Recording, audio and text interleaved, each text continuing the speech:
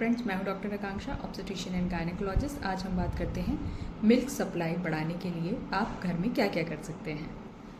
तो milk supply बढ़ाने के लिए आपको सबसे पहले ध्यान रखना है कि ये खेल होता है डिमांड एंड सप्लाई का। जितनी ज़्यादा बच्चे की डिमांड होती है, मदर की बॉडी उतना ही ज़्यादा मिल्क प्रोडक्शन करती है। तो सबसे पहले तो आपको 24 घंटे में कम से कम 10 से 12 बार बच्चे को फीड कराना है, यानी हर 2 घंटे में आपको फीडिंग स्टार्ट करनी है। फीडिंग स्टार्ट करने के बाद आपको दोनों ब्रेस्ट से बराबर फीडिंग करानी होती है। स्किन टू स्किन कांटेक्ट होना चाहिए मदर और बेबी का। साथ ही में लैच सही होना चाहिए। यदि बच्चे की पोजीशन सही होगी तभी बच्चा इफेक्टिवली सक कर पाएगा। इन सारी चीज़ों की वजह से मदर की बॉडी से ऑक्सीटोसिन एंड प्रोलैक्टिन हार्मोन निकलता है, जो कि मिल्क प्रोडक्शन में हेल्प करता है। जब भी आप बच्चे को फार्मूला फीड कराएं तब उस टाइम पर आपको पंपिंग ज़रूर करनी है। आप यदि ब्रेस्ट पंप से उस टाइम पर ब्रेस्ट को स्टिमुलेट करेंगे तो आपकी बॉडी को पता चलेगा कि इस समय पर भी बेबी को मिल्क की आवश्यकता है और बॉडी मिल्क प्रोडक्शन करना स्टार्ट कर देगी। सेकंड इंपॉर्टेंट चीज़ होती है न्यूट्रिशन एंड हाइड्रेशन। तो हर फीड के बाद आपको 1 गिलास पानी पीना है, जिससे कि हाइड्रेशन मेंटेन रहे। हाइड्रेशन कम होता है तो भी मिल्क प्रोडक्शन कम हो जाता है। अपनी डाइट के ऊपर ध्यान रखना है। हेल्दी बैलेंस डाइट लेनी है, जिसमें कि प्रोटीन हो, जैसे कि दाल, चिकन, एग, पल्स, ये सारी चीज़ें प्रोटीन बढ़ाती हैं।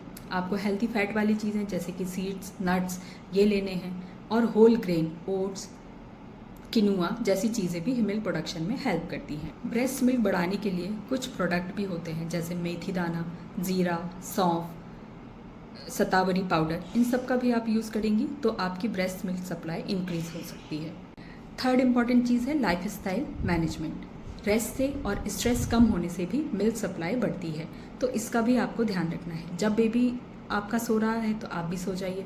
घर के कामों के लिए हेल्प मांगिए, स्ट्रेस नहीं लीजिए। स्ट्रेस कम करने के लिए आप मेडिटेशन, योगा कर सकती हैं, म्यूज़िक सुन सकती हैं। इससे मिल्क प्रोडक्शन इंक्रीज होता है।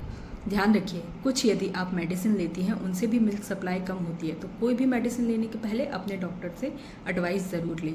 अल्कोहल और स्मोकिंग को अवॉइड करें। अब आपको पता कैसे चलेगा कि मिल्क सप्लाई कम है या नहीं, तो कुछ चीज़ों का ध्यान रखें।